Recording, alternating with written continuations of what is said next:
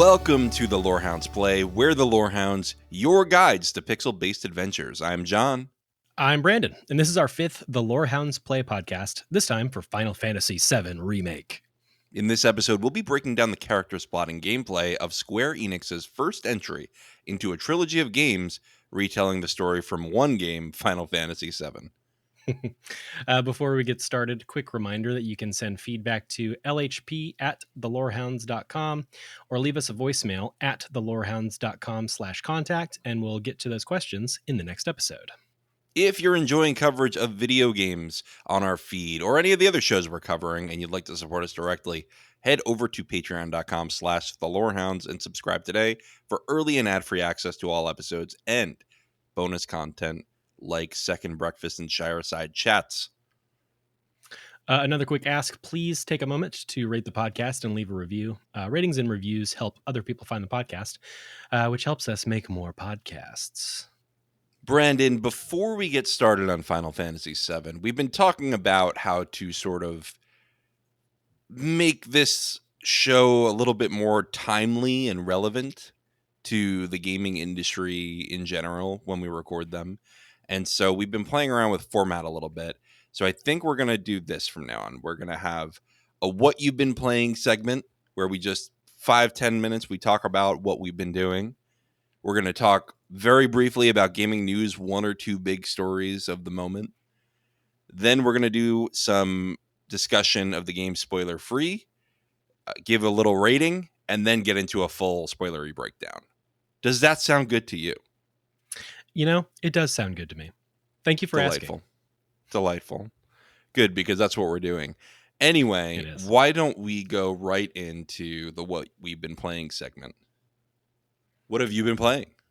For me, it's an easy answer. I've been playing a whole bunch of Fortnite because I am now 12 years old.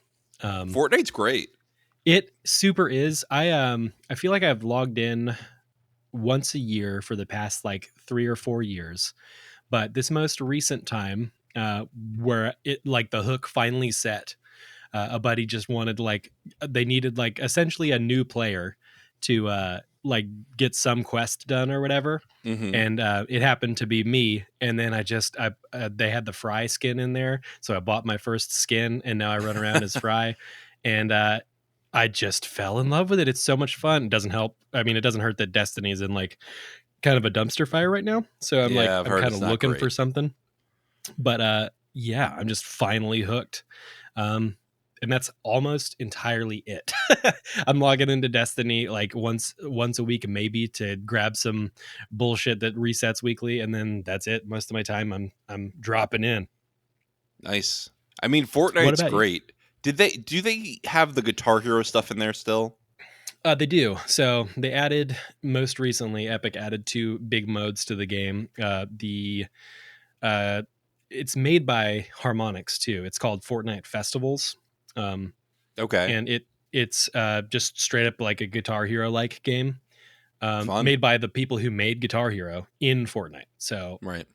Pretty rock and roll. I love it, but I'm not going to really spend much time until they are releasing like physical instruments for the game. Oh, good. I didn't know they were doing that. Absolutely. So you can bet your ass I'm going to have a little plastic guitar and I'm going to be shredding again, just like it's 2005 or whatever. I love it. I have a vivid memory of being in Walmart. And remember how you had to crane your neck up to play the demo games? This is going to date both of us. But you had to crane your neck up to play the demo games. And I was playing Through the Fire and Flames on Expert.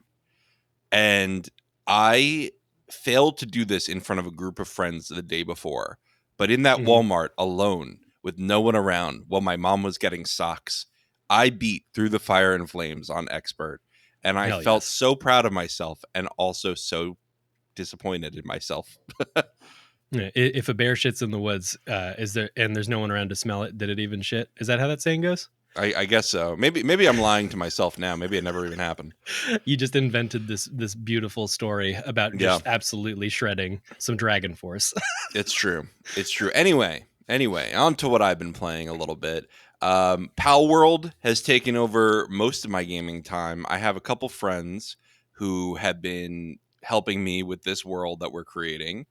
and we've been taking down dungeons, we've been shooting Pokemon and enslaving them, and it's definitely going to get a copyright lawsuit at some point because they all look like Pokemon.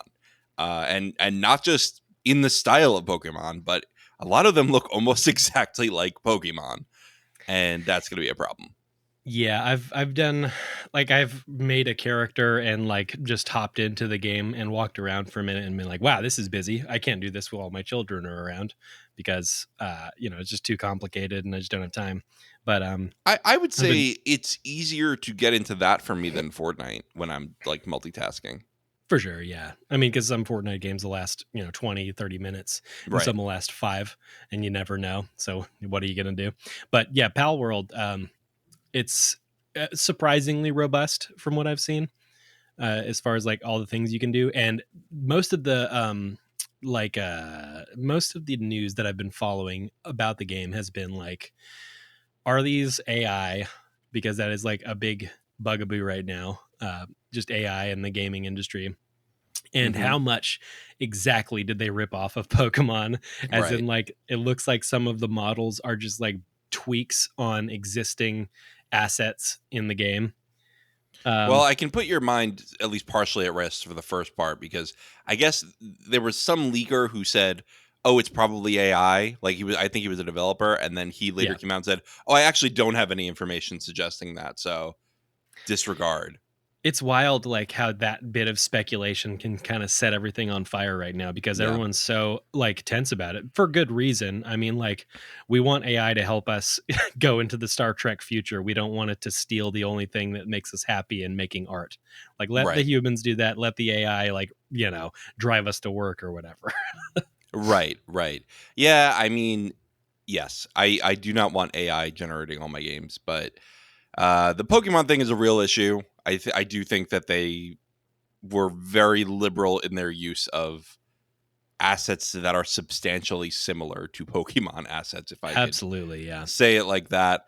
But on a positive, I do hope that it kicks the Pokemon company in its butt because they really need to move past 2005 in their game design. Or just like, you know, g- stick with it and don't give like little tiny bullshit innovations that don't really push it forward. I'm Hmm. cool with running the same story over and over again with slightly better graphics. I'm cool with it. But like the little tiny incremental things that they're doing are just so annoying. I Yeah. want it to be either like just run it back at this point or like fully, like, yeah, like you said, they need a kick in the ass at this point. I'm never buying a Pokemon game again until they fix it. Mm. Well, the other game I've been playing recently is kind of the thing that replaced Pokemon for me in adult life, which is Persona. They just Oh, had Persona 3 Reload come out, and it's on Game Pass, which is awesome. It's a $70 game on Game Pass, and wow. it's really good. It's really, really good. They built it on the Persona 5 engine, and it looks beautiful. They did a lot of quality of life enhancements compared to the PS2 version that it was originally. It's like worth playing whether you played it or not, I think. Nice. Are those sort of anthologies, or do you need to like know what's going on? No, they're anthologies. Every game is standalone. Well, Cool. unless So, it's like one of the spin-offs. There's like a few that are like pseudo sequels, but all the numbered ones are standalone. right, that was my question. Yeah, if Persona plus number, it's like you're good to go without any sort of Yep. foreknowledge. Gotcha. Yep. Okay. But you also, here's the thing about Persona is there's like the number and then there's a definitive version of the game. So Persona 5 Royal is the definitive version that has an extended timeline. Persona 4 Golden has the extended timeline. Persona 3 is a weird one because they did Persona 3 on PS2, then they released Persona 3 FES, which had an extended gameplay on PS2 and had a female main character that you could choose. Then they released Persona 3 Portable, which was only on PSP, didn't have the female main character, I think, but did have different quality of life improvements that the FES version didn't have. So people were begging them to make a true, like, definitive version of it for years. They Right. finally did a reload. Unfortunately, for some reason, they didn't put the female main character option in, but it Hmm. does seem like it has pretty much everything else. Yeah, that's a pretty annoying naming convention. I don't know why games do that. Now let's talk about a good game, Final Fantasy VII Remake Intergrade. Super simple.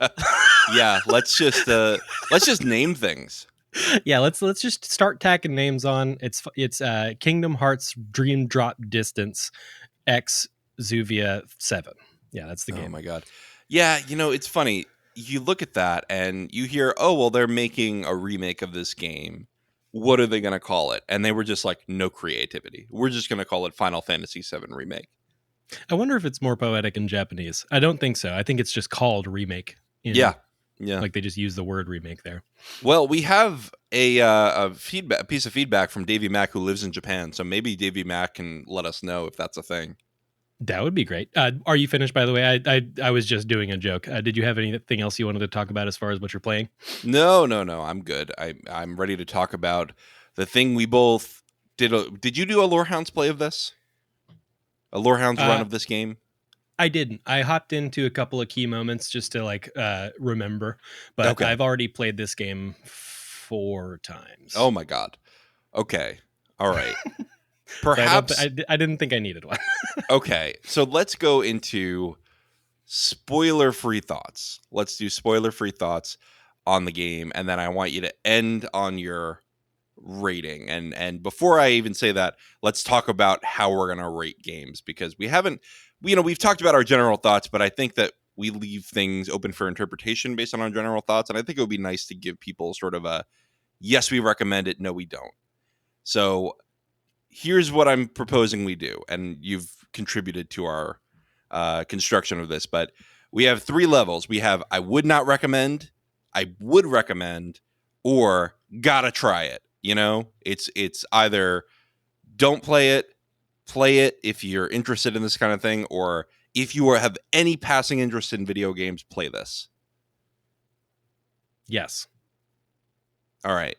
Also, if you want to contribute to the rating system, I mean, no need to over compliment or complicate things, but yeah, if you want to contribute, just let us know if you got a cool idea, a cool gaming related idea. Because so far we're going with a 1, 2, 3 system, a stoplight system, but basically would not recommend, would recommend, and mandatory playthrough. So yeah, if you've got fun ideas about it, just write us in. Yeah, LHP at thelorehounds.com, right? That's it. Yep. LHP at thelorehounds.com. Yeah, let us know. Let us know how you feel about it. Cool. All right. Give me your general thoughts, Brandon, and your delightful new rating system answer. Oh, you want the rating right up top? Well, you could do it at the top or at the end, whatever you want. We're real cool here at the Lorehounds Play. We're We're some just like cool Cloud. cucumbers. We keep it Yeah. real cool. Yeah, sometimes, yeah, begrudgingly cool. I love this game, but I am biased. Like many people, this is sort of the very first time a game made you feel, or for me specifically, and a bunch of people of my age. I didn't have a PC growing up. I was a console kid. So when we got the PlayStation, and I didn't play it like right when it came out. I was probably a couple of years after that. This is, of course, the original game, not the remake that we are actually discussing. But that all informs my love of the remake, because if you go back and play the old game right now, it kind of sucks. I'm bad about classic games where I'm like, this feels clunky. I'm bored. Yeah, it depends for me. I think I Yeah. really had to have loved it back then to For enjoy sure. it now.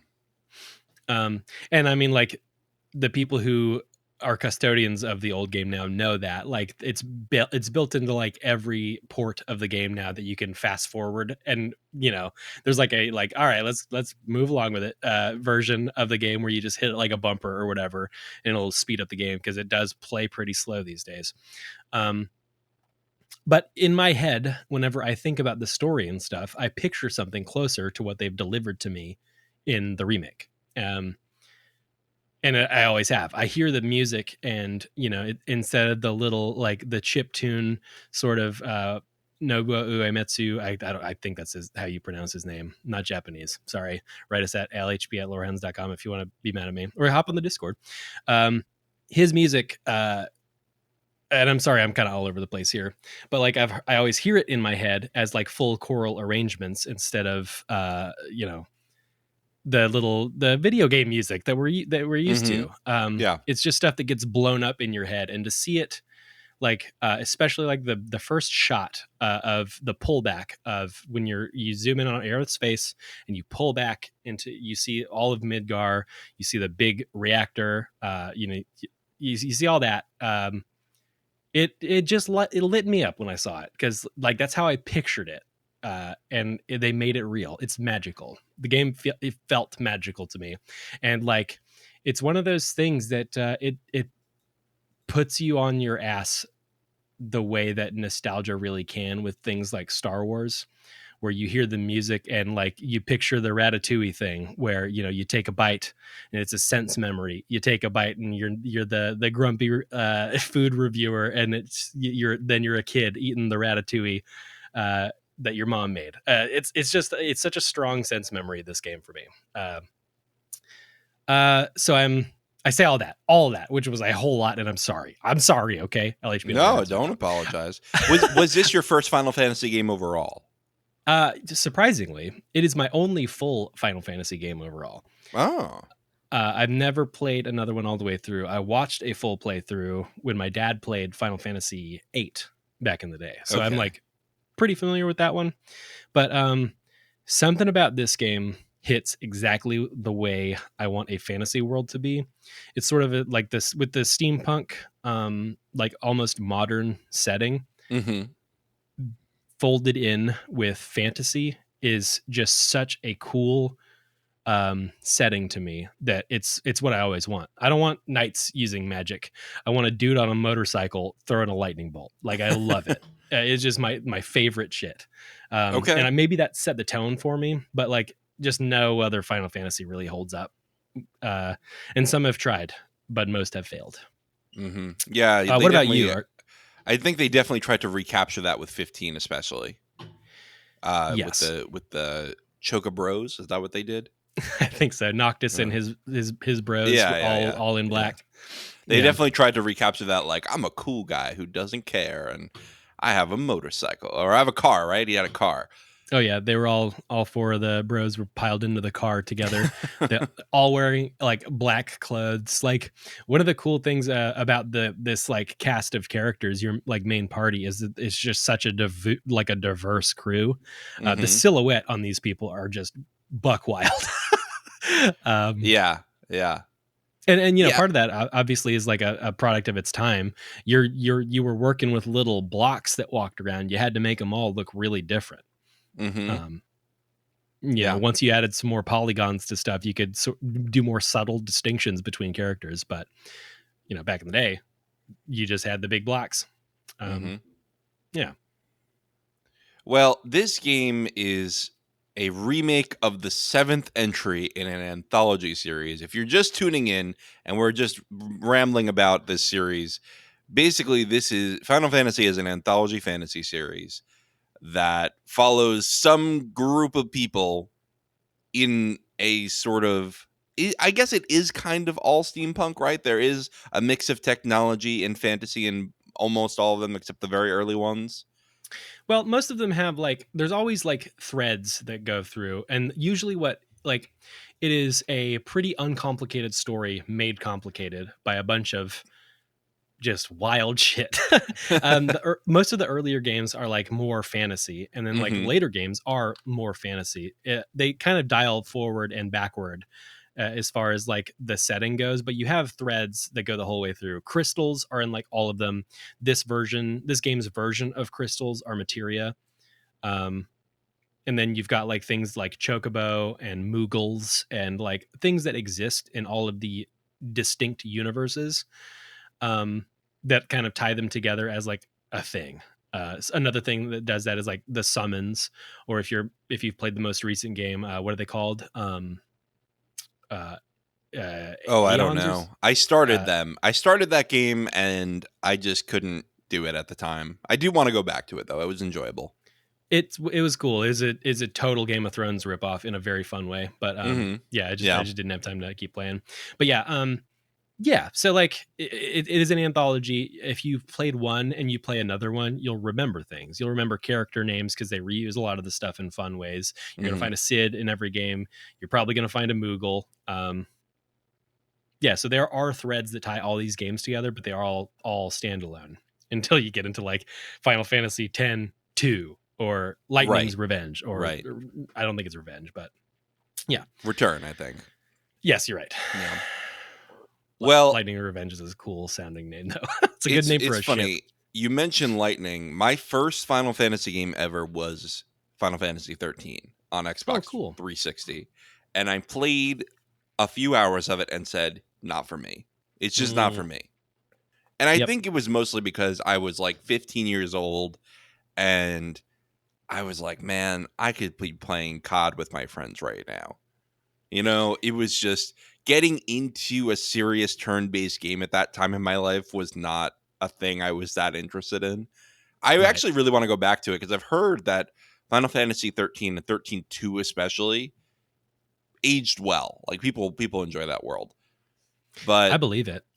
yeah, but I never really, my brother had a PlayStation back when I was, a little kid in the 90s. I think I was a little bit too young for it.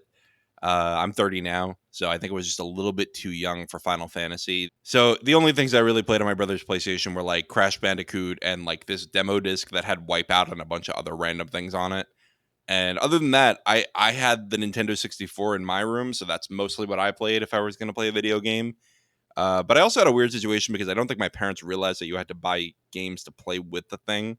They thought that the thing just had the games, the console just had the games. So, and I was too polite to ask for any games. So, Yeah, because unless they I could probably get them to spent go to like a couple Blockbuster, hundred. Yeah. Yeah, because they yeah, probably just spent a couple $100 on the box, and then there's like nothing to do on it once you got it. right. So I think I had Donkey Kong Country and like one or two other games. But anyway, my point is, I missed out on like the Final Fantasy hype of Final Fantasy 7, 8. I eventually went back a few months ago. I tried to play 10 and I played probably like 20 hours of it and I just kind of fell off of it. It just kind of lost me. It's the Titus laugh really is just hard to get used to. Ah, ha, ha. Yeah, it's rough. That's like the first fully voiced game, I think. It is. Um, It is. and it's like sort of the swan song of the old Final Fantasy turn-based, like, you know, thing. Yeah. Because every game after that, they've kind of iterated out of purely turn-based combat, including this remake here. Yeah, and so basically that was the game I probably played the most of other than I did play a decent amount of Final Fantasy 14, the MMO, at some Right. point in COVID when I was just like, I need to be on a social platform right now. Yeah, I've got some friends who are still very much in that game world, and it's one of those that are like I've always wanted to get in there, but it's just too much. There's just too Yeah, much to yeah. do. It's a time sink.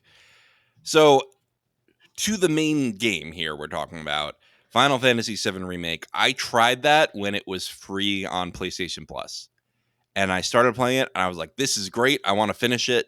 And I got stuck, not like on a I can't beat this, but just like a mental block over when you're trying to go through the tunnels for the first time after I can't do this without spoilers. But anyway, probably like 10 hours in, I get a little hung up on it.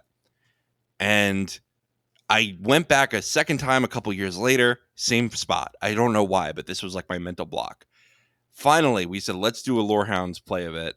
I put it on easy mode, which, by the way, I wouldn't recommend doing unless you like need to beat this by a certain time or you have accessibility Yeah. issues, of course. But I played it and I beat it in like 19 hours. I like ran through this thing, which is like an incredibly short amount of time for this. I think like the average is 30 or 40 hours, right? Yeah. I think my playthrough doing all of the side quests ended right at like 40 hours. Okay. Yeah, so I didn't do any side quests. I stuck with the main thing. I did side quests in my first couple attempts, so I have a taste of the side quests. I could talk about them, but I did like a straight run through. And honestly, even doing that, I will say it did drag a little bit at points in the story.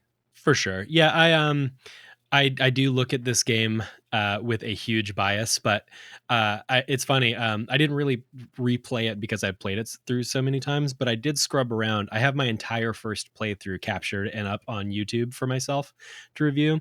and I complained a lot about some story hangups while I was playing it.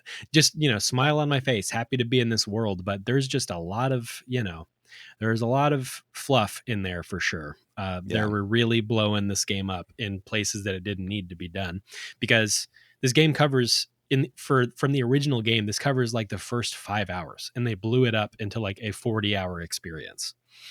Yeah, it's pretty crazy.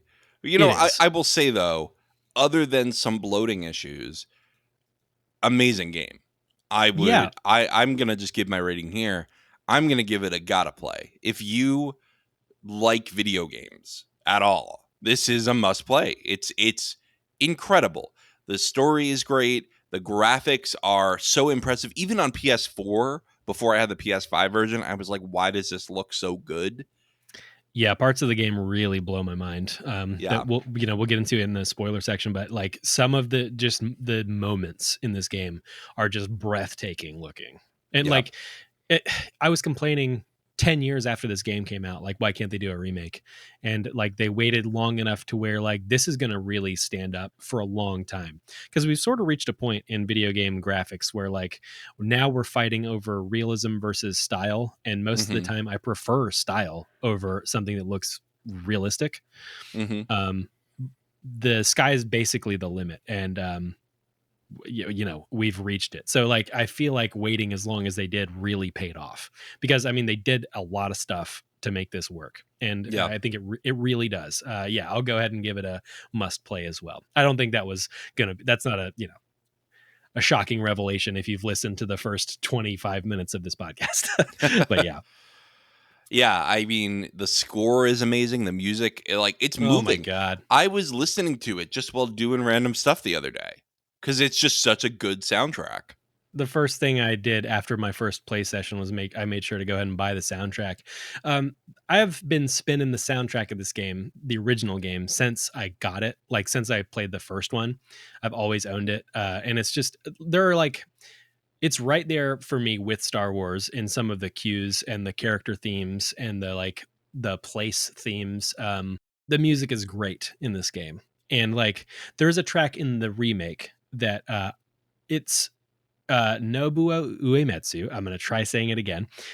He made a new song for this game called Hollow. And it's sort of one of the carrying, like it's a pretty prevalent in the soundtrack of the game.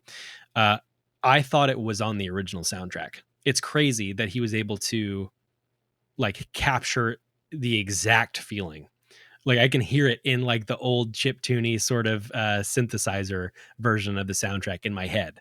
Uh, he nailed it. All of this is just so good. There's a track called "Beneath the Rotting Pizza," and like I remember walking around in the game, and I heard the little drum beats kicking in, and I was like, oh, "It's the pizza song." And then it goes into it. I've heard a lot of criticism that the soundtrack for this is overdone, as No, in like a no, it's little perfect. overproduced. Absolutely not. Yeah, No, I uh, you're wrong. I You're I wrong think if they you are believe wrong. that. Right in. I don't care. You're wrong. Please write in. I want to talk to you about it, and I want to explain to you why you were wrong. We'll both Mm-hmm. do that. Mm-hmm. 'Cause it's like yeah, you're right. It is gorgeous. Yeah. Yeah. The way they elaborated on the character themes as well, and they've got like 20 versions of like Aerith's theme and Tifa's. I love the way, and this is still non-spoilery, by the way. In the game, there are like little jukeboxes or radios, and they do fun things like play versions of songs that exist in the game in like fun ways. Like there's like a what's a good example? Barrett's theme is playing on like a radio, but there's like a beach version of it. So like they Oh just do man. fun things like that. Like they do a good job of like peppering in like silly little nostalgia bits like that just all throughout the game world. Yeah, and I think that's part of what makes this game so special. The music, the characterization. There are very few games that make me really feel something for the characters the way I would for a TV show or movie or a book.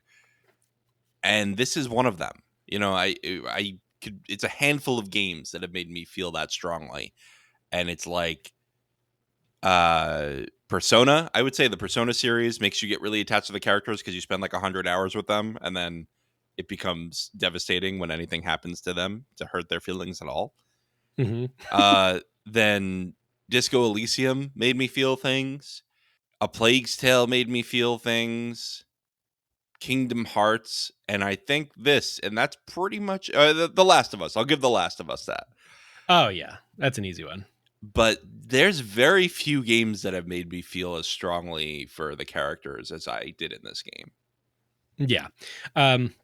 There's like a couple of parts in this game that and the music probably could have done it alone, but I could see myself tearing up on my rewatch of my own gameplay. Like yeah, these it's just such strong, and like you can feel it in the making of this game, because a lot of the people who were the nuts and bolts going through and making the remake are people who are our age. You know, we're the workforce age, and these are all people who Mm-hmm. grew up with this game. So like Right. it's like it's so it is such an important uh like piece of history in gaming. And I think that's what I saw a joke that someone said, name the game that everyone loves but barely anyone has played. And this one, the original popped up. It's just because it is such a foundational piece of gaming now. Yeah. Um, Yeah. Um, yeah. Yeah. I think a lot of people played this game, but not a lot of people beat it, right? Because it was a tough game to beat back then. it was rough. Yeah, I think I've only beat it to completion, which is funny. I've only played it all the way through like 3 times, the original game, over 25 years. So Wow. I've picked it up and played it a lot more than that, but it's a slog. I haven't done it in about 10 years or more, and I probably won't again because we have this now, and Yeah. it's just And sort of it soon is. we have Yeah, the rebirth. We have part 2 of 3, which to me, when I thought that this was a two-parter. I thought this was going to be part 1 and part 2. When I found out there were 3, I was like, "Oh, that might be going too far." yeah. But I don't know the original story, so I don't know if there's a ton left. There's so much left Okay, after so this game. maybe I'm just scared for no reason. It feels like, knowing what I know without spoiling anything, it feels like the second game is going to cover a huge chunk of the rest of the story. The last game, I don't know what they're going to do, but like I said, remake, the first one, the one we're talking about today, it only was like the first 4 or 5 hours of the original game. And the Hmm. original game is like a 60, 70 hour game. Right? Um, it feels almost like remake could be a demo for the rest of the game, which is Wow. wild because it is 40 hours. Right. And I will say this is not a 40-hour game. The edging my way into the spoilers, the side quests in this game, if you want to call them that, are horse apples. They are really Yes. stupid, Yeah. really dumb. They're fetch quests, right? They're fetch quests and they're kill X monsters, come back to me. If that, like, they are, it is almost like shameful how bad the side quests are in this game. I say that absolutely loving the game. We say that while saying must play. Yeah. You And must play without the side quests. yes, and there are like so many shortcomings that this game really does have. One design shortcoming, which I will not say that this game has many of, but the like background characters, the juxtaposition of them to the main cast is absolutely insane. Like, our people look like just like an anime crew, this crazy silhouette. Like I said, you got, Barrett, like a Hmm. brick shit house, and you've got a cat man, and you've got Cloud with his spiky hair and all that. And then the rest of them, just like the rest of the game world, is populated with like cardboard cutout, like normal, like you or me, everyday Hmm. Joes walking around. Uh, They're like, and we just like, can't find the people we're looking for, but then they look completely different from everybody else. yeah, and like some of the more populated areas, you'll see like the same character model like 4 or 5 times, like Hmm. legit. like 10 feet away from each other. I took a screenshot that I was going to send you of like two of them talking to each other and one in the background drinking some milk or something. And it's Mm-hmm. literally the same exact character model. It does feel like there are things that they just like completely cut, or like they cut corners and they just bloated this artificially. Yeah, I hear you. But yeah. Well, anyway, I think it's safe to say we both really like the game. I can feel us bursting at the seams to talk about spoilers, so I'm going to move us out of spoiler-free section. And I just want to give a quick like spoiler-free pitch for the game, which is here's the basic premise. You are a mercenary who has teamed up with a group of eco-terrorists to take down a corpo-fascist government. Is that about right, Brandon? Yeah, that's a pretty good way to put it. The corpo fascist, the energy company has become the government. Basically, Right. they're running the world. They control the energy, and they don't this crew of people called Avalanche don't like that, so they're trying to put a stop to it. To Shinra, the evil company. Pretty simple. Yeah, so let's do the full synopsis after the break. I know we definitely want to talk about spoilers now, so if you come back after the break, we're going to talk full spoilers for the game. If you've not played it, we'd recommend you play it first, but if you want to just come along for the ride, you're welcome to do that. Brandon, I'll see you after this quick break.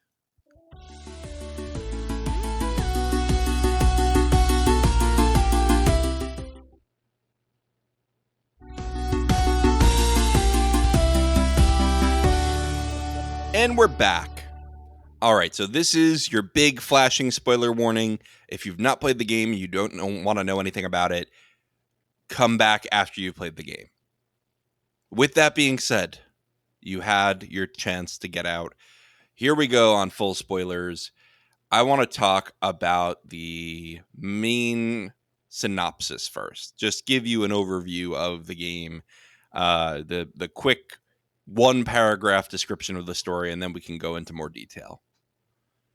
Cloud Strife, a former soldier of the Shinra Corporation, takes a job with Avalanche, an eco-terrorist group seeking to destroy Shinra's Mako reactors, which they believe to be destroying the planet. Under the leadership of Barrett, Avalanche successfully brings down 2 Mako reactors. Shinra retaliates by destroying Sector 7, the home of Barrett's Avalanche team. Cloud and his team successfully prevent most of the civilians from dying, but 2 members of the group die in the process. Meanwhile, their mysterious florist friend, Aerith, is kidnapped by Shinra. Shinra intends to use her abilities as the last of the ancients to find the promised land, but Cloud, Tifa, and Barrett rescue her. President Shinra is killed by Sephiroth, who proposes an alliance with Cloud, but Cloud defeats Sephiroth while he remains at large. Barrett, Tifa, Aerith, and Cloud leave Midgar to find and defeat Severance. That's basically it, right? Pretty much. We can end the podcast now. All right. Have a good one. Yeah, there you go. Yeah, it is. There's a whole lot of shit in the middle of there, but that is basically the story of the game. Yeah, that's just the skeleton. Which, that being said, that's pretty much all that happens. It makes sense that you could fit that in a 4 or 5 hour playthrough if you want. Mm-hmm. But yeah, they just fully just stacked this game full of stuff that happens. Let me see here. I'm going to pull up my actual playthrough because there are fun little bits along the way that I marked here. Did you have any particular like favorite parts of the game? Unless you wanted to get into like a blow by blow, which I don't think we do here. No, let's not do blow by blow. I think first of all, the intro is incredible. Just going in. Oh, yeah. And the music, it makes me feel like a fucking superhero. It is the most iconic intro to a video game. And they fucking nailed it. Like they from the pullback on Aerith's face to the zooming in of the train to Cloud doing his flippity dip off of it and fighting the poor defenseless Shinra Corp dudes. yeah, like they just really crush it. That is such a powerful musical cue as well. Like you said, you feel like a superhero. Um, yeah, it is. I think my favorite opening to a video game ever. At this point, I'm a little over it. Like I usually skip that music whenever I'm listening to the soundtrack, just because Hmm. it's you play that part so many times. It's the sort of what we were saying with Skyrim, where it's like that's the part you get every time and it gets you hype, but you can only like ride on the cart up to Helgen so many times before you get bored of Yeah, it. yeah. But yeah, like if you've got any time in between it and you're craving the game, like man, is it a strong start to a game. It is, and that's where I was like, man, this is gonna be good. And Yes. I don't know what it is that loses me that much after it. I think the reason is it just really slows down after that. It's like a banger of an intro, and then it goes on energy level. Yep. Yeah. You go like into you literally go into a neighborhood and start having like petty squabbles. Right. They're like, It's pretty. let me collect money with my friend. Yeah. It is a wild a wild shakeup in like tone for sure. But Um, I think one of my favorite things about the game is a more structural thing, which is that the main character Cloud is a dick. He's a total dick, and he's completely unlikable in a lot of ways. But they make you want to root for him anyway. yeah, it's just the teenager sort of that we all it's yeah, like a 12-year-old boy's version of like what a badass guy is. Um Right, right, and as a fully adult person at this point, you can kind of see that like, oh, look at the face he's putting on. Um right. But the best part about that is, and I think this felt like it was in conversation with the original, which is Barrett and Tifa kind of make fun of him for it at a lot of times, right? And even Jesse, they kind of go at him and like, all right, cool guy, come on, Absolutely. And let's the go. the game does that with a lot of its main characters too. Like Barrett when he gets on his high horse about like what he's in full like theater freedom fighter mode. They're all Hmm. like get a load of this guy. uh yeah, like none they don't let any of the characters take themselves too seriously. Yeah, Um yeah, which is great. Especially with Cloud and Barrett. I think those are the two strongest ones. yeah. Other things I really like the Ghost Army later on with Aerith getting captured and whatnot, and they have to fight off the ghostly entities, the ghost Yeah, with children. Eligor and all that whole Yeah, yeah, part. yeah. I can never remember the name. It's a weird name. Yeah, it's I don't even think that was in the original. Like one cool thing that they did. We're not going to get into like everything they changed from the original game Hmm. to this game we're talking about today, but there are some things like that fight and the Hell House fight that were like random encounters in the original game that they kind of blew out to make it like a whole thing. Like I'm pretty sure the Eligor fight was just like a random encounter when you were Hmm. traversing from one place to another. And definitely the same thing with the Hell House. I remember like just destroying everything in my way in the original game, and then like I was like, this is a random encounter that I'm doing, and it's a house. I'm just literally fighting a house. This is weird, and then it whooped my ass. So like it's fun that they changed it into like a full boss fight in this game. Yeah, Um, it's things like that that just show like, wow, they're really showing their love on their sleeve for this thing. yeah, Um, yeah. I'll do one more drop, which was the ridiculousness of the what's his name, Don something. Don Corneo, yeah. Don Corneo plot line with the big boned Cloud when he's like, I'll take the big boned woman. Yeah. Yeah, so Absolutely the ridiculous and hilarious. And again, making fun of Cloud for being so serious all the time, right? yes, and the original game did that as well, and I was so curious. Times have changed. There's some stuff in the old game that does not hold up as far as like standards on how we treat each other and talk to each other, the language we use, and I think they did it so well. And Yes. you can't take it out. Cloud and Drag is just some of the most fun. The whole Honeybee Inn, like I was just floored. by how well they translated it. They made Cloud do a dance off, and it's so good. There's a whole dancing section of this game.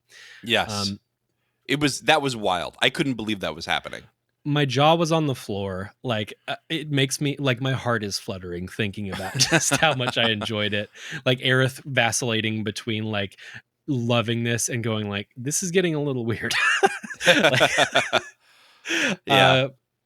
uh, the hand massage. That's not from the old game, but I had a lot of fun with that one. I blushed a lot when Ooh. Madam M was in there getting the hand massage. Did you get a hand massage, I did or get did a you hand opt out? massage. No, I Did you did pay the for the most full thing? expensive one Same. Okay, good. because I I'm got to in a know what class. I see. happens. Yeah, and Aerith's reaction to that is so good. She's like, Cloud. So much fun. And it's just a hand massage. It's totally harmless. Yeah, it is. But they definitely didn't play it like it was harmless. No, they did not. That was some shit. So, just a general question here. You didn't really play the first one, you said? Like the original?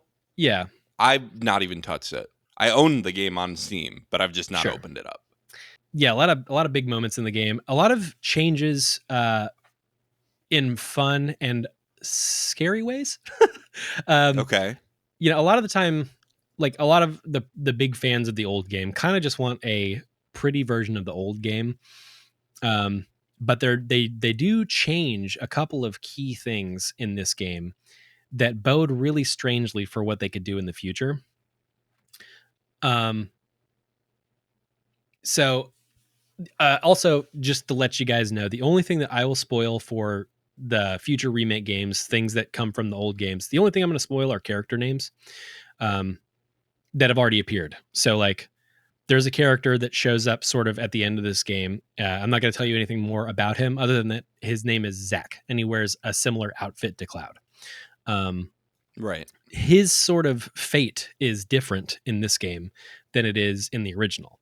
Oh, that's cool. There's a whole aspect of this game with the addition of things called the Whisperers.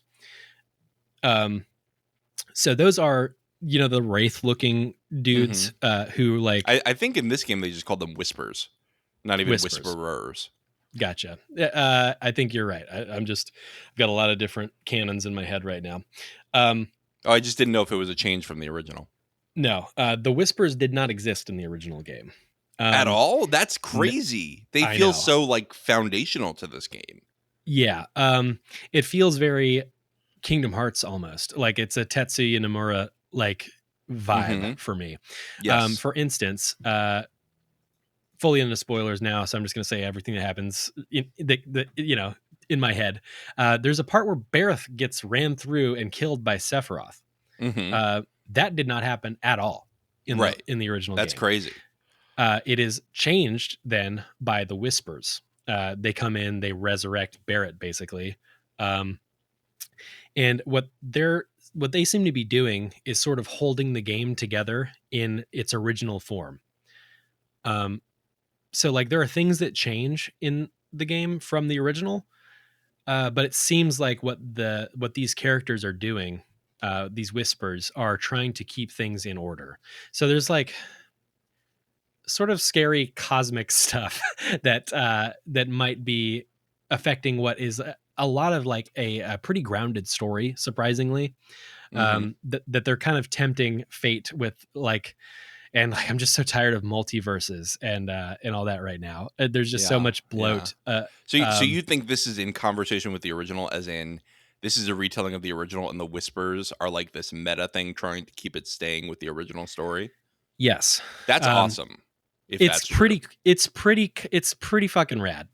Like because they wanted to do. I feels like the creators wanted to do more than just remake the game. Like they want to do something new in this old framework. And I think for me personally, it's working. There are, groups of people who are mad. They just want the old thing packaged up nice and pretty. But I think it's neat the way they're doing this. And it has implications for what can happen in the future. So, yeah, it's pretty interesting. Zack being alive, the game tells you nothing about him, but it's a huge change. And, we'll be learning more shortly. The new game comes out at the end of the month. So yeah, let me see here. Oh, it's sort of also like Sephiroth kind of is self-referential in this. Um, in that he kind of is talking about fate and inviting Cloud to sort of help him change things. So it's sort of Mm-hmm. like telling you that maybe Sephiroth knows that this is different than the original game. So yeah, that's about as I think in depth as I want to go into that. It's not like spoilery or anything, but it's just like it's a noodle bender a little bit because Yeah. like Yeah. we don't really know too much about Sephiroth, and it's kind of one of the criticisms I have about this game. They get Sephiroth hungry real early. Like he Yeah, comes like up right real away. fast. Yeah, he's in the visions and whatnot, and yeah, I don't feel like I know anything about him by the end except that he stole this woman from Shinra and he's gone. Yeah, he's so tall. God, he's so tall and ripped. He Um, is tall and ripped. He's very I pretty. love him. He is very all the main cast are just so beautiful. Yes. They're just Yeah. great looking people. Um, Except the Wedge. Can we cinematic, just leave Wedge out of that?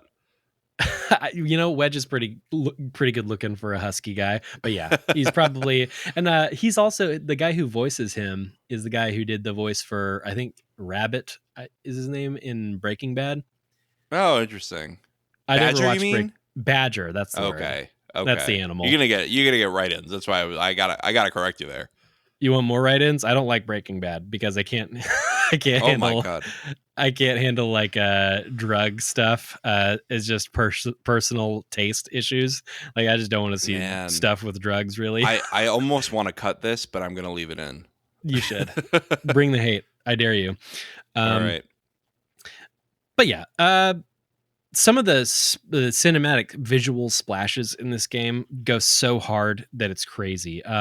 You probably got Aerith in the shitty dress, but depending on how many side quests you get or you complete, it changes the outfits that the characters wear. Oh Uh, really?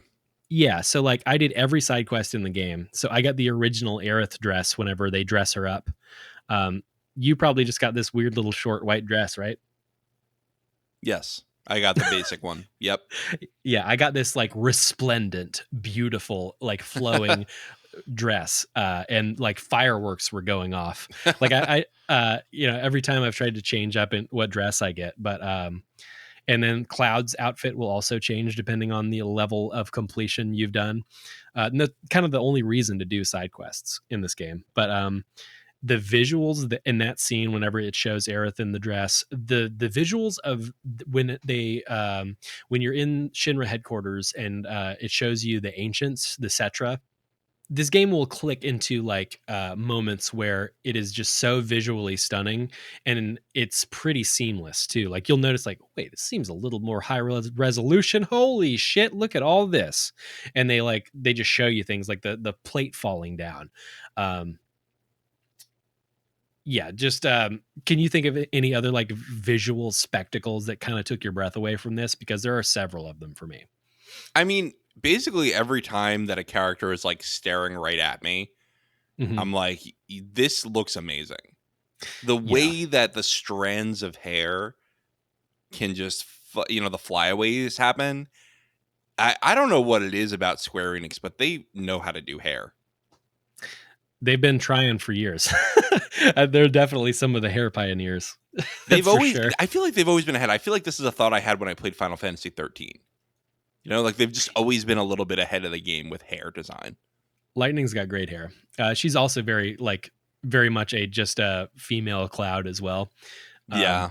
From what I Yeah. hear, because I never played that one, but yeah. Okay, so I've got some stuff here on gameplay. Do you want to talk about the game feel of the game? Are you kind of done with the main story beats here, or Yeah, what do you want I to do? think so. We can talk about the feel of the game.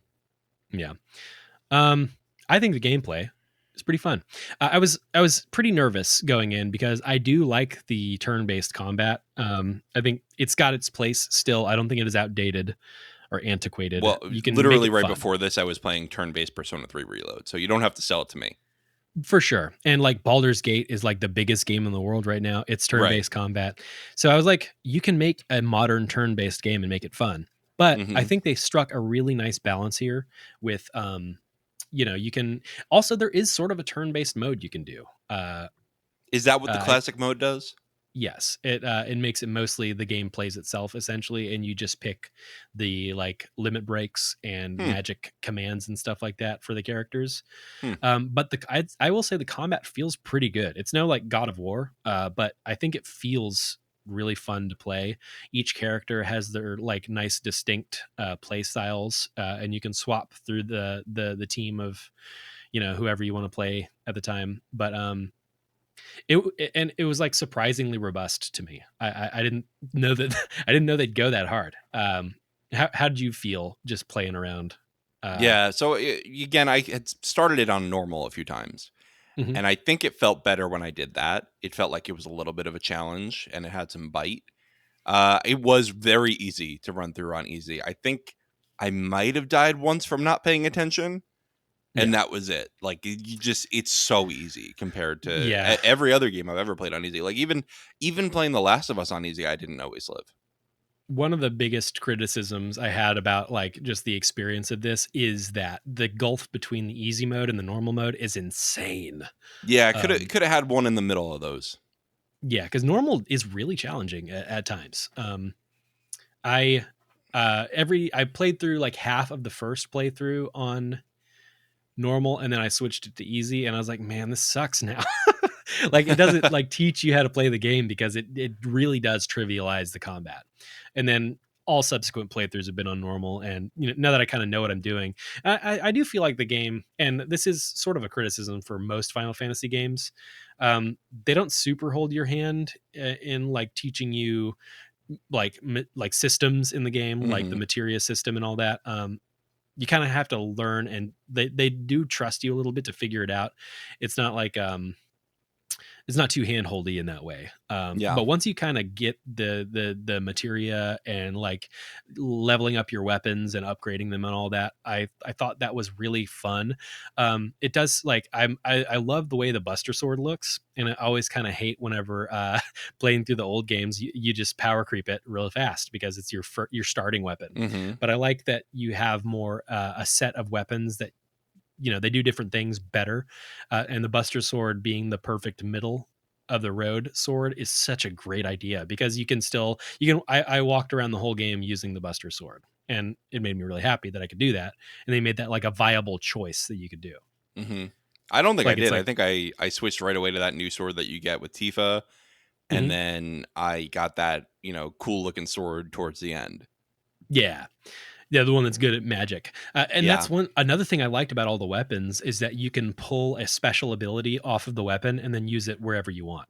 You just have to like use the weapon for a while, learn the ability, and then you can use that anywhere you want. See, I didn't Um, know that because they didn't yeah, hold my hand. yeah, that's the thing. You got to play it 4 times, There you and go. then There you you'll go. finally learn. And I think It's there's a something I. balance there too. I mean, there's games where everything is a tutorial and you're like 20, and I'm going to criticize Persona about this because I'm playing it right now. You'll be 20 hours into a game and they'll give you a tutorial for something new. And you're just Yeah, like, it's "Come on, how painful. do I not know what to do by now?" Yeah, some games are really bad for that. I think this one could use a little bit more, or at least like a better detailed. And it might even be there, but you want to play the game. You don't want to read through menus and like Mhm. instruction manuals. Yeah. Yeah, the menus are a little bit opaque sometimes. Like, I will say the design of it is a little frustrating. Like, I want to level up my sword, but I can't equip materia on the same page or something like that. There was something weird where I was like, why do I have to go out of this menu and to go into a different menu to do this? Yeah, and I'm hoping that a lot of the game, but like I'm hoping that this is basically they're beta testing the future of this game. Like with the next one, hopefully Mhm. more of the systems will be pretty smoothed out, and definitely things like traversal are going to feel a lot better because like you can really feel the sagging, struggling PlayStation 4 holding this game back a little bit. Yeah. um, Transitions from like areas on the map to the other, the fast travel mechanic with the chocobos, like it just grinds things to a halt and it's just so slow. That's one of my other big criticisms of this one is just like And like even playing it on PS5, like there's an upgraded version of the game, obviously from the PS4. You know that, but Hmm. That's what I played. it, Yep. yeah, they didn't really help a lot of those things. So I'm hoping, uh, and it's sort of understandable too because this game looks amazing. Um, Yeah. but yeah, I'm hoping that now that we're getting games built for it, and I will say in the intergrade section with Yuffie. It did feel a little bit smoother. Didn't feel as clunky, slowed down, grinding to a halt because it was built for the PS5. So Yeah. that's I think that's good news for the future. But Good. less about the future, more about this one. What do you think about all the mini games? Did you like those? The mini game, like name one for me. You got darts, you got block breaker, Oh, you got lifting weights, I or think pull I ups. just did the darts You didn't do because any of the other I ones. no, because I was speed running. That's right. Yeah, So I did not stop and you want me to lift weights? Absolutely not. I'm not doing that. for Um, sure. yeah. Yeah. Do you enjoy the mini games? I actually do. They're like a fun tie to the original. All the original mini games are in there; they're intact, and they expand upon them.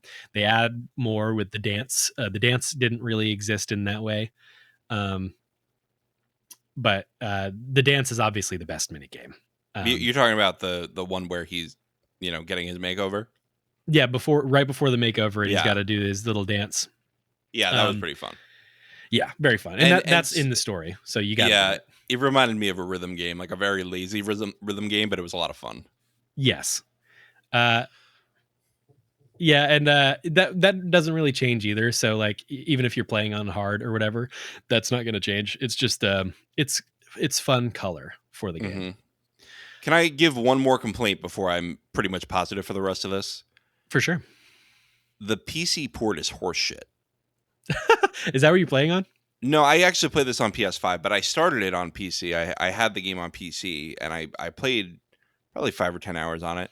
First of all, Hmm. they don't change the button prompts in the graphics from the I was PlayStation one to anything else. Yeah.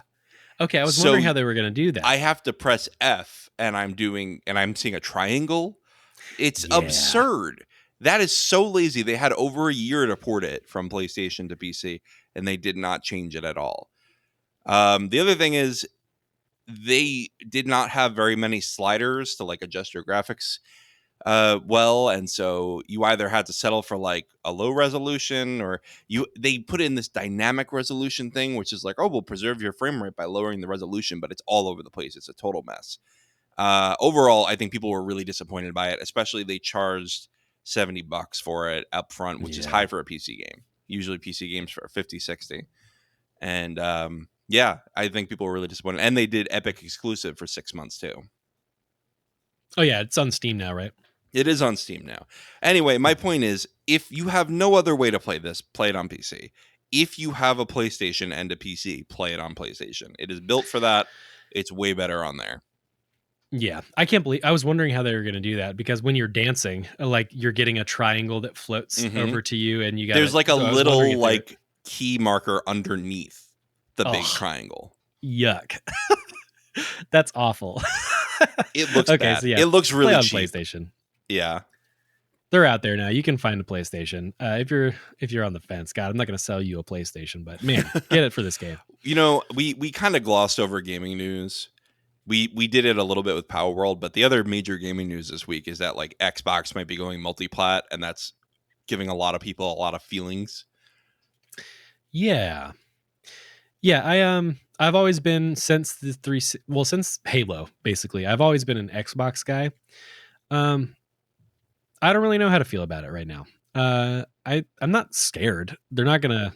I mean, it's Microsoft. They're I, not I gonna have go one fear. bankrupt. I have one Yeah, fear, not for Xbox, but for consumers. I think not having a serious competitor to PlayStation is a scary idea yeah. Um, because console price could go whoop, and even game price could go up. they set the price for next gen games. They Right. they are the ones who jumped them up to $70 instead of what it Right. had been for 20 years or whatever. Yeah. Which, you know what? Probably eventually it was due for that, but like it just felt bad. But Yeah. anyway, look, I love PlayStation games, and I love a lot of Xbox games, and I would love for them all to be on all consoles. Hmm. I'm just like, man, I hope that there's still an Xbox in the next generation or a replacement for Xbox, right? Some new competitor comes in, which I I don't know if it's possible at this point. Yeah, they're everyone's a little bit too big right now for someone to come in. I think Steam honestly would be maybe the only one like realistically Yeah, that could come yeah. in. Would they ever I will do say a I will console? Yeah. Well, they did it. They maybe did a they handheld, do. so Yeah, I mean they've got that's they can just consoleize that, and because they've been trying to do like more like consumer friendly like console ish products for a long time yeah. and handhelds. But the I will say the Xbox controller is definitely my preferred gaming controller. I have 3 Elite Same controllers. They're here. what I Yeah. use. Well, I don't have 3 Um, elites, but I mean it's my preferred controller. it's the most ergonomically sound to me, and I'm never giving it up. So, and it's that's the reason why I choose Xbox most of the time now um for multi-platform games. I have a PlayStation for the exclusives, and that's kind of it. Um, I've been that way for most of this gen. Here's my little history. I know we're sidetracked now, but here's my history. I was a big Xbox 360 guy. I had a PS3 at some point, but it wasn't like my main thing. And I didn't have it for like years after the generation started. And then the whole thing where Xbox said we're going to put DRM on your games and you can't trade them and share them. mhm. And then PlayStation said, here's how you share a game, and they handed it to each Yeah, other. That worked on me. That yeah. absolutely worked on me. And I think rightfully so. I think Xbox was really scummy for doing that. For They trying to really do it, rather. they really borked it with the Xbox One. They Yeah. really fucked themselves. And so I had a PS4 and I didn't have an Xbox One for years until a friend was getting the One X and he sold me his original one for like $100. And Right. even then, I only bought a couple games on them. I was sold on the Xbox Series X generation first because of Game Pass. I knew about the Bethesda purchase, and I was like, "All right, I think this is the way to go this gen for now." And I pretty quickly got a PS5 afterwards because I wanted to play all the PS5 games, honestly. But Yeah. honestly, if they do go multi-plat, it's hard for me to justify buying an Xbox instead of a PlayStation next gen because I could play all the games on PlayStation and I couldn't play all the games on Xbox.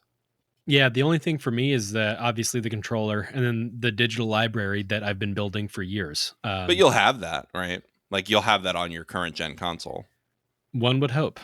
Yeah. Um, I don't trust PlayStation to make it easy for me. I'll say that. No, I just mean Um, on your Xbox that you own now. Like that wouldn't go away. yeah, for sure. Um, Anyway, it's just a frustration. I think again, I don't subscribe to any of like the console war stuff and like, Definitely not. No. let's root for a big corporation. They all just want our money. But I do like to see competition between these people so that they have to fight for our money. I think it has been healthy for there to be at least 2 giant, uh, you know, competitors there. Nintendo's its own thing. They're not worried about shit. They've got their people that are diehard Nintendo people. So, Right. and they're honestly the majority of gamers are Nintendo people. So Yeah. And that's great. That's great. Do yeah. your thing. Do you want to talk about the DLC? Get back to Final Fantasy VII a little bit? Yes. Let me double check here if there's any final thoughts here. I've got no, kind of no. I could talk about this game forever. If you want to talk to me about Final Fantasy VII, hit me up on the Discord. I'm like, I will talk about it to you. I love this shit. Um, the uh, expansion DLC. That's the word we'll use. Intergrade. Yeah, right. Why has the term DLC gone away? Why don't we do that anymore? Um, maybe it's bad as far as like marketing goes. Downloadable content, sort of soulless sounding. When you slap a label on it, you slap a SKU, you can buy it as a whole new Yeah, thing. we when we covered The Last of Us TV and we were talking about Left Behind, I said, "Well, David, this was a DLC back in the day," and he was like, "What the hell is that?" So maybe that's why it's like doesn't make sense if you don't already know what it is. Yeah, for sure. I think it was called that because at the time it was a big deal that you could download new content for a game, because before that, whatever was on the disc was what you had. Yes. You telling me I can download this horse armor for like 99 cents? The horse armor that ruined the world. I think we talked about that on a previous pod. Definitely. But yeah, so getting into it, I think it was a selling point because you get to play as Yuffie, which is a cool ninja lady. You know if you've played it, um, and they add some new things to the game. They add characters that only exist in. So a little bit of Final Fantasy VII lore. There exists a myriad of other things, other games, other stories, and they usually refer to that as the compilation of Final Fantasy VII. So there's like bosses and stuff in that DLC that don't appear in the original game, but they appear in other parts, other stories, other bullshit games. Okay. Um, and then there's new characters that they added to the DLC as well. Um, but it mostly feels just like a fun way to tie in and to see how the game runs on a PlayStation 5, honestly. Um, the story is pretty cool. Yuffie is very charming. She can be annoying at times because she's a 16-year-old like motor mouth Mm-hmm. ninja. But she's pretty cool, and it feels like really cool to play as her. And she's got this companion named Sonnen, and together they do a lot of these hybrid combo moves and stuff like that. And as of literally 30 minutes before we started recording, uh, which we'll sort of talk about, I think, at the end of this, but they show um, they had a state of play that showed a little bit of the part two of the remake. Uh, Mm-hmm. oh God, what is it called? There's so Rebirth. many words. Rebirth. Thank you. And it shows characters working together to do these like hybrid combo moves. So I mean, it started out with Yuffie in this DLC. Um, yeah, and I will say, jumping from not playing the game for a while to jumping in normal on that, the game whooped my ass a couple of times before I like got back in Final Fantasy Mm. VII shape and started fighting again. Uh, I think it's worth playing if you love it. If not, if you're not like super into Final Fantasy VII games as of right now, just wait because you're about to get like a whole bunch of shit. Unless you already own it and you want to build yourself up, then I think it is skippable. Um, but for me, so that's what I'll put it. I'll put it as our phase two, our yellow light. It is not a must play, but Okay. you should play it if you really love this shit. I did not play it. I just want to make that clear for the listeners. I did not play it. I was going to play it, and then Pal World came out, and then I wanted to play Pal World. And I think part of that is just the story of the main game felt a little dragged out, so I did not have the desire to keep going in that world at the moment. I am And excited for the remake, I had the luxury or of for a the sequel big, rather. Sorry. for sure. Yeah, I had the luxury of having a little, you know, some time between playing that and the original game, because I don't know if I wanted to do that either. Because especially the end of the game, the main game, it does sort of drag on a little bit. But yeah, that's kind of all I got. Like I said, I could talk about this forever, and I would love to. So hit me up on the Discord. Be sure to ping me. I'm bad at paying attention to Discord, but yeah, if you want to talk about this, if you got feedback that you'd love to share, experiences that you'd like to share, we got a piece of feedback we can talk about or talk today. But yeah, do you got anything else you want to say about Final Fantasy VII Remake? I think it's a great game. Like I said earlier, I think it's a must play.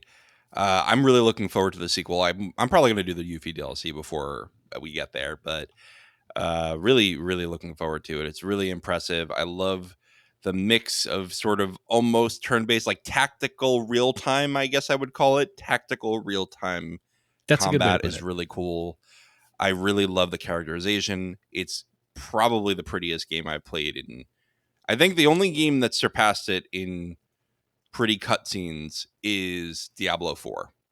Diablo 4 has Oh, incredible cutscenes, but Other than that, I think this takes the cake. And you should go play it. If you like video games, go play this. If you want to play a story that is pretty goofy with some broad ecological commentary, you can't do much better than this. Very broad, hugely Yeah. broad. It is a broad Technology game with bad. broad characters. Yeah. Fascism bad. It's Mm-hmm. yeah. Well, we did get some feedback, Brandon, which is very exciting. As a reminder, you can send feedback to us every time we cover a game. It is lhp at thelorehounds.com, or you can go to thelorehounds.com, get to the contact page. We've got a contact form where you can just send us a quick message, or you can send us a voicemail, which is always a lot of fun. You can also just go on the Discord server, tag us, add us. We're both in there. Brandon's one of the Istari is Brandon the Bard. I'm John Lorehound, one of the admins, so you can find us over on there. All right, so Davey Mack wrote in. Davey Mack, of course, patron and lovely contributor to the Lorehounds community, wrote in and said, "Hi, John and Brandon. I just wanted to say that I'm really looking forward to your Final Fantasy VII podcast, and I want to send in a bit of feedback on my experience with the game. I got a PlayStation for Christmas the year that Final Fantasy VII came out, and it was the second game I got. I had never really gotten into Final Fantasy before, but review scores were so good and the box art and marketing was so evocative that I just had to give it a try. Plus, it was on 3 discs. The game hooked me immediately, even if I wasn't a huge fan of turn based combat. The score was fantastic, the characters were appealing, and the world itself was just so well realized. The only problem was that I did not yet have a memory card, which Oh meant that I no. played the opening hours of the game over and over, never making it beyond the train yards in Midgar. I was thrilled the day I finally got a memory card and was able to get out of Midgar and see the world really open up. That's insane, Davy Mack. He probably hates the opening theme more. Well, not hates, but he's probably got more of a hang up with it than me. Like, do do do do do do do do do. He's never wanting to hear it again. That's so funny. I had a similar experience with Pokemon. It's because I played Pokemon before I could read fully. And when Mm, it said don't turn off the power while saving, I would turn off the power because I thought it was saying turn off the power. So I was like, why doesn't my game ever save? So I wow. played up to like the first cave that you have to get through Hmm. a lot of times. I A bet. whole lot God, of all times. the Geobats and Geodudes rather, and the Zubats that you It's must have true. to. It's true. Pokemon Blue, I played it a lot of times. Played the intro a lot of times. Anyway, Davey Mack continues, and given that it was one of 2 PlayStation games I had really committed to seeing everything. A buddy of mine had 2 different guides that he lent me, and I made sure to get everyone's limit breaks up, even Aerith's. Aerith in the North American copy of the game. Is that a thing? Yeah, it's a translation issue. Eris sounds a lot more. Aerith's name sounds a lot more like that in Japanese. So when they were translating it in the original game it says Eris, but it's always supposed to be Aerith. It's like a play on the word Earth. Interesting. And then Davy Mack goes into some spoilers for the rest of the original game, and I'm not going to go into those because I don't even know them yet because I've only played Remake. I think Davy Mack didn't realize we were doing Remake and not the original, but we are kind of talking about the original anyway in some context. So thank you for that, Davy Mack. I know Brandon's reading it right now because he can look at the spoilers for the original. Yes, I know them all. Davy Mack finishes up by saying, I've occasionally thought about going back to it, but I can never muster the energy. And when the remake was announced and delayed over and over, I must say I wasn't all that interested in just replaying the same game again, but with higher fidelity. And I was even more skeptical when I saw they were splitting it into multiple releases. But then it came out and it looked good. So I picked it up and ended up loving it, especially in how they fleshed out minor characters and changed up the way things played out. I find that it's in conversation with the original in interesting ways, and I'm so glad they decided not to do a straight remake. It makes me all the more excited for Rebirth and the possibilities of where they can take the story. I can't wait to see what surprises they have in store. Anyway, looking forward to hearing about your guys' history with the game and also what you think about the remake if you've played that as well. Well, yes, that's what we're talking about here. Yeah. Best, Davy Mack.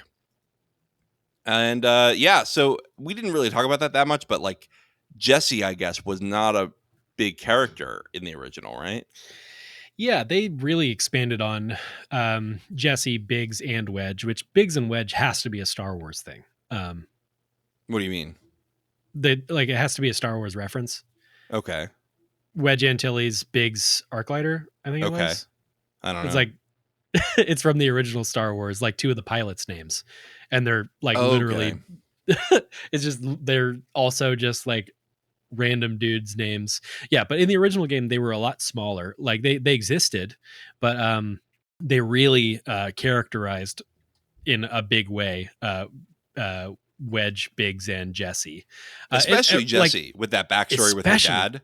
yes, I found That that that was so affecting. heartbreaking. Yeah, it was really affecting, and that just didn't exist in the main game.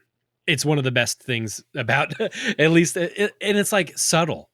Yeah. Parts of it are subtle and nice, which Yeah, this they go game to is have pizza with anything the but mom, subtle. right? And you just find out this tragic backstory. Yeah, I was shocked to find out she was not a main character in the original game Yep. because and that's why it was such a bigger gut punch when she dies, Yeah, because I'm like, "Oh my god, we just lost a main character." it's sort of a nothing burger in the original game for sure. So she still dies in a similar way, but you're kind of like, it's just the random avalanche crew. I'll tell you, I can't even I don't even really remember Wow, the way Jesse goes out. It's pretty insignificant. that's crazy. Yep. But yeah, she's like a huge part of it. Um, yeah, which I'm sure we'll eventually do like remake part two. Oh my Rebirth. god. Rebirth. Rebirth, What do thank you you. think the third one's going to be? We should put in bets right now. Revengeance. Revengeance. You're Metal going Gear Metal Gear with it, Revengeance. huh? Yeah. Yeah. Okay. I could see Revenge. I could not Revengeance. I could see Revenge. Um, why don't we just do Riddick-do-do-do? That could be Sure. the if I'm gonna do something serious, Repent. Maybe. Restore. Restore. Revive.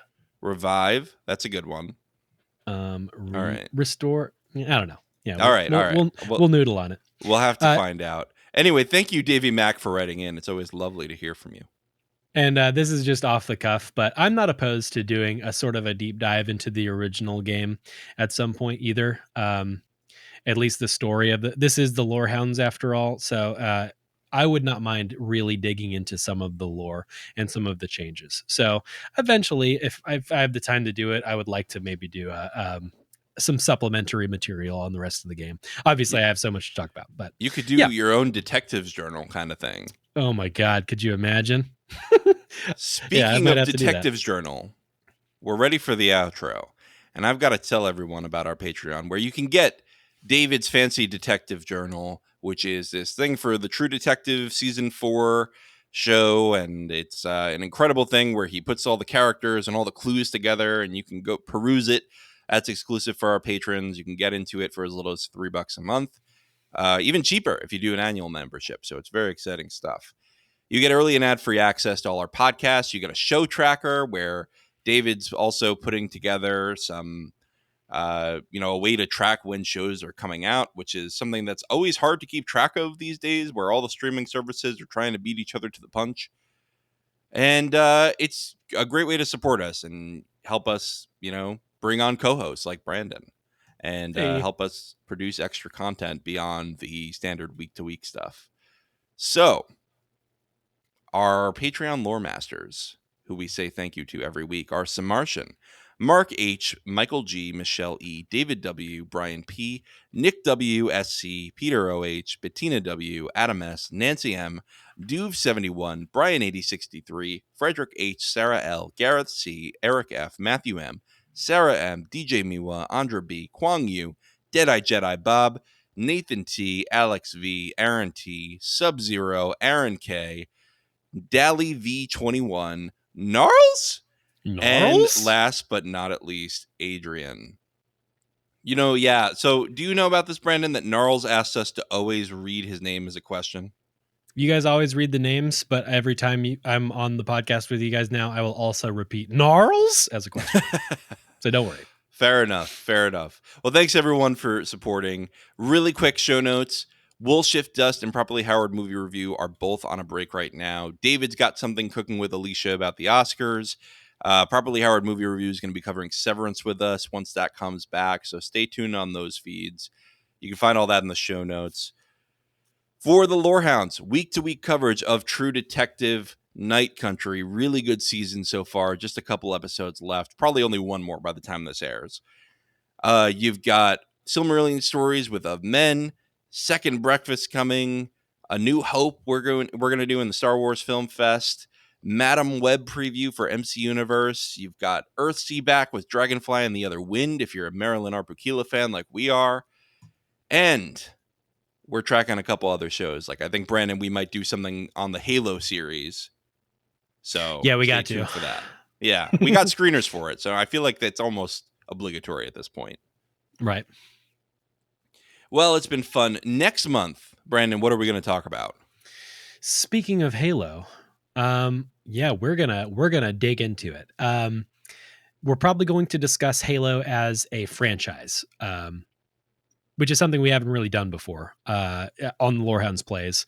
But it's a shooter game, so each game has its own story, but it's it's a shooter. Most of the time you're spending shooting aliens. So we can talk about it more broadly, I think, because there is some good story in there, and we're going to be discussing that next month. So look out for that to coincide with our Halo television coverage. That's going to be a lot of fun. I love the Halo series. It means a lot to me.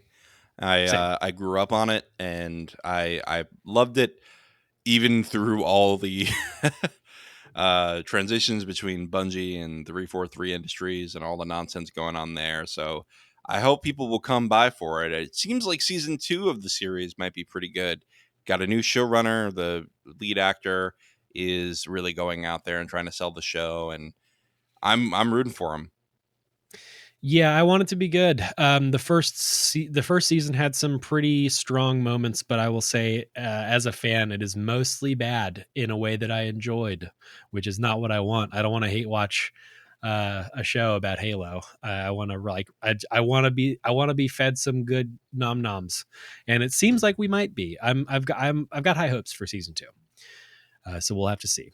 Cool, Brandon. It's been a great time exploring Midgar with you. I'm sure we'll be back doing this soon and talking about Halo soon. Talking about the nice rings.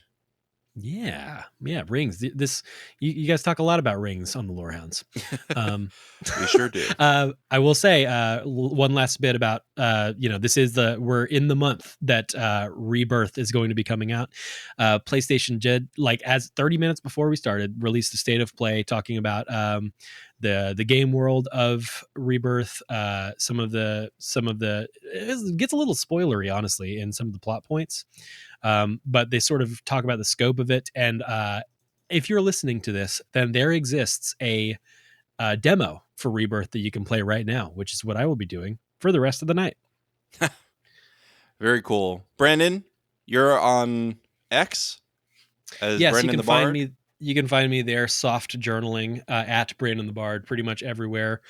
Reach out to me. All right. The Lorehounds are no longer on Twitter, but you'll find Brandon the Bard there. You sure will. All Most right. importantly, find me on the Discord if you want to talk. Lorehounds Discord's great. All right. Well, thanks, everyone, and we will see you next month. The Lorehounds podcast is produced and published by The Lorehounds.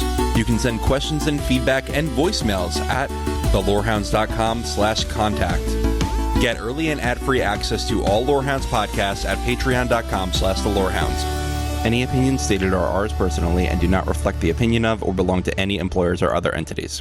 Thanks for listening.